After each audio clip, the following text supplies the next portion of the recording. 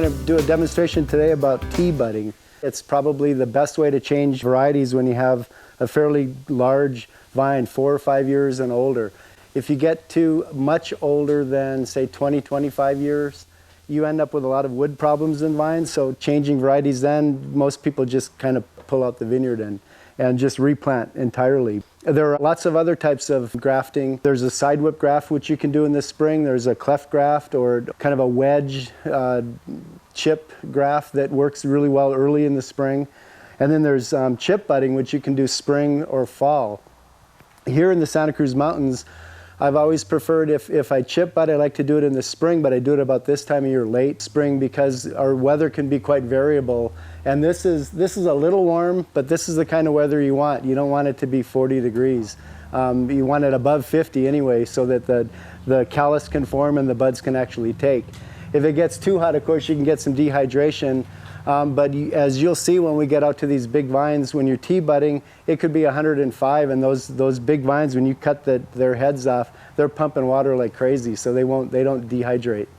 Tea budding I like because if the timing is right on it, it's foolproof. You get very good success. You can typically get above 90%. Usually you get much higher than 90%. Chip budding takes a lot more skill. You have to really match the cambium layer. The cambium layer divides the plant into xylem on the inside, which is the water conducting cells of the plant, and phloem on the outside, which basically does nutrients. It can go either way.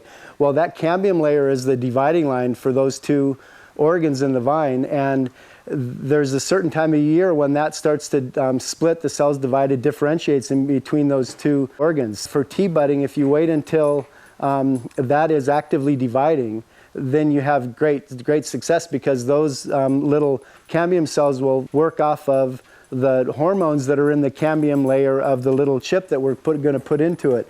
And the way you can tell that the cambium layer is dividing is if it slips, if it peels very easily from the xylem on the inside and the phloem on the outside, which is the bark. The temperature is everything for vines, and for budding you want to have nice even temperatures. Once you've placed it into the fresh cambium layer, it'll take the bud 2 weeks to a month to really catch in and callus up, and then it starts to push, and then it grows like crazy, because as you'll see, there's mature vines out there that we're cutting everything off of, so they have a mature root system that's mining the soil. It's trying to pump water up, and as soon as those buds take, then they've got that whole root system to work with, and they grow like crazy. You can get easily a half a crop off your vineyard the year following tea budding, and then you're up to a full crop in the second year. They call this tea budding because, as you'll see, you cut a tea into the old vine that you slip the bud into to stick it, and then you wrap it up with tape, and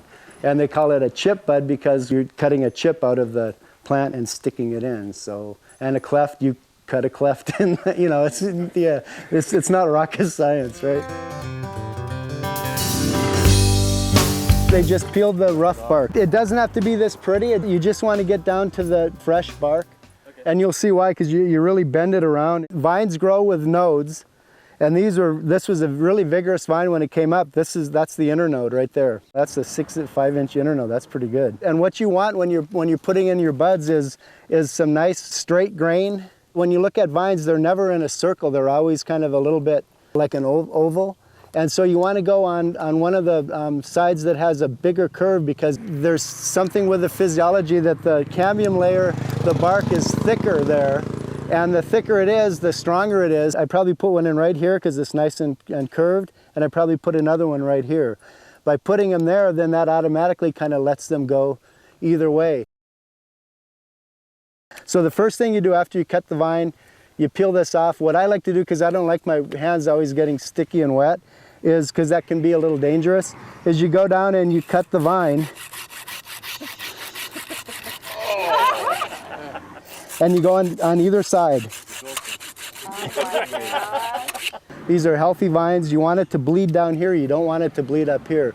If you have any water, any of the sap on the bud, it won't callus up, and you lose your bud. And also, when you cut on either side, you make sure you don't cut in the same area. So you cut here, and then you cut a little higher or a little lower. Just cut till it stops bleeding, and you can tell when it stops. It starts to congeal already. And then what you always have to do is that you come back the next day in the morning, because that's when it pumps the most, and you check every single vine on top for any moisture, and also push on the bud when it's in. You push on the bud, and if you see any, if it's wet at all, you go back and you find your cut and you take a couple more strokes on it. And then another week you do the same thing. And in a couple weeks, 3 weeks, 4 weeks, that will heal up. By that time, hopefully the bud has calloused in, and boom, everything takes off. With a chip bud, you put the bud in, say, here's the rootstock. You put your bud in here, and then right below it, you cut a little notch, and it bleeds down. Same concept. You don't want it to bleed. You don't want to collect fluid on that bud, because it retards callus formation. You're cutting through the phloem into the xylem so that it's bleeding down there. That'll heal itself, and no problem to the vine. I mean, you're already shocked at enough. You cut its head off. You know, it's.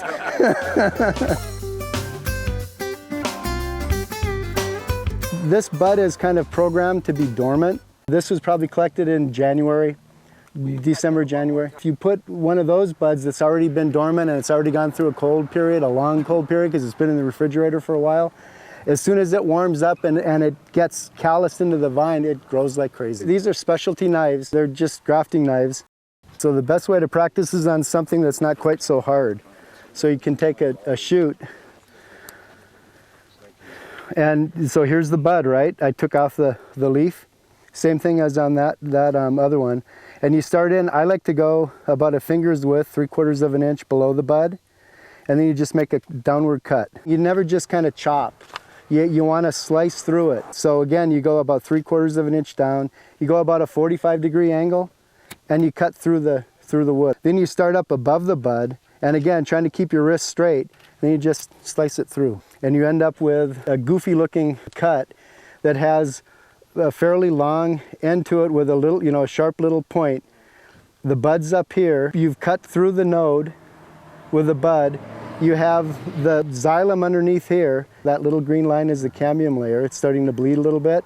And then you have the bark on top.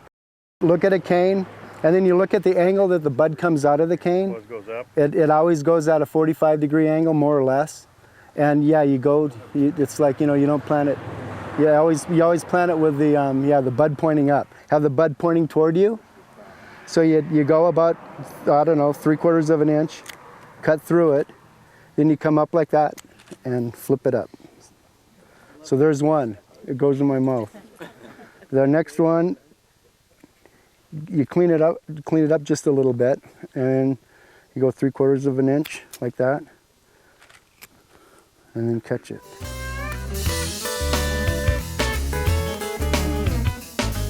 The reason why they call this tea budding is because the cut that I make into this wood is in the shape of a T. So I'm going to do one on this side, because again, that's where it's got the biggest curve. And I'm going to go on the high side of the inner node, where I've got plenty of wood to work with. Where the first cut is straight down, and the next cut is across. It ends up being a little bit curved, and that's the T part. And then what I like to do is I will catch the edge on this side, on the side that I'm cutting through, catch it and flip it up so it opens it up. So again, I cut the T, and I open up here, and you open up there, and then there's the little chip, the bud, and you start it, and then you catch it and go about that far. All the different plant hormones are being produced by the tips of this shoot, and also some of the inner nodes, the laterals and the flowers. You've taken all that away. So the vine wants to, it's all about hormone balance, and so the only auxin that's produced right now is by these two little dormant buds. And so as soon as they wake up and start sending out their auxin, then the plant wants to heal that as quickly as it can to get to that auxin, and then it starts to grow. So again, you find a good spot, see how it's right on the nice edge, and you do a vertical cut, then you do your T. You can, okay, so, this is good. So look at this one isn't pulling. Go and try, everybody should try that. If it doesn't slip, you don't bud it. I'll try the other side. Sometimes there's a dead spot on the vine. These internodes are pretty close. So you go on the high side of the internode, cut across. So you go on the high side of it, so when you push the bud in, it's sitting right in the sweet spot. See how it's right in between? In between the two internodes. You're right. Like that. It's yep, and it's flat against there. When you tape it, you'll flatten it out against there. So there's a node and there's a node, and see how it sits right in the flat spot in between. There's a bud node and there's a bud node, and right there that's the most important part, because that's where all the hormones from this bud are going to travel down, and that's where it's going to heal in. So if you try to fit that over a little knob like that, it's not going to stick on very well. If it's not sitting nice and tight up against there, and if it is a little bit loose, as long as you can tighten it up with the tape, you're okay. If you can't do that, then you should find another place in the vine to put your bud. So you've got your two buds, and then you have grafting tape. I'll either get it from Central Valley Builders Supply, or I'll get it from Vineyard Industry Products. No, it can't be sticky, and it's got to be fairly strong. Seems like flagging tape. Yeah, but it's similar, but it stretches more and it's stronger than flagging tape. So then you want to tie these up. You want to form the bark back around them to seal it off so that you keep some moisture in it. And also it helps with wind protection for when the vines start growing. So you just kind of wrap it up, and you want to do a crossover. The top is the most important, because that's where the most leverage comes across when these grow up and the wind starts whipping them. And then you see how I'm kind of making little X's around the buds. I was taught by Lloyd Leiter at UC Davis a long time ago, and he would always take one pass. So he'd do this, and then he'd take a pass over the buds, and then he'd cut a little X in the buds. I don't do that anymore. I used to, but that takes a lot of time, and I haven't seen any difference. It's either going to take or it isn't. And then you just flip it underneath, tug it tight. I've done as little as just 2 passes on either side. If it's a nice small vine, but I prefer, so there's 1, 2, 3, 4 wraps across on each side. So that's it. What I like to do, because I cane prune everything at Ridge, at Montebello. So what I will do is I'll take the best one that I have, and I'll train it up along the stake. And when it gets, just like training a young vine, when it gets a foot and a half or so above the wire, you cut it off and let everything grow so that you have your spurs for the next year. The other one I grow off at an angle and catch the wire wherever I can, and then that becomes a cane for next year. So I have the head of the vine and a cane for fruit to help take up some of the excess vigor of those roots. Then the following year, if everything goes right, I cut that cane all the way off, and then at the same time I'll trim this and cut the tape off. And then I have a vine, just regular vine, that hopefully is grown enough so that I can lay 2 canes out and the head. So then the follow-up items for the grower is the next day, check for bleeding in the morning, first thing in the morning. Then a week later or 4 or 5 days later, check every single vine. And when you check, you look on top for any moisture, and then you just push here and push here. And if you see, or you'll see it bleed too. But if you see any moisture at all, you go find your cuts again and take a couple more strokes. If there's any moisture up here, you've got to cut it, because even if you don't see it, it's saturated in here, and it won't callus. In a couple weeks to a month, these will start to wake up, and then they'll start to grow, and they will push many shoots. Each little bud is a compound bud. It's got three buds in it. Well, all 3 of those will push.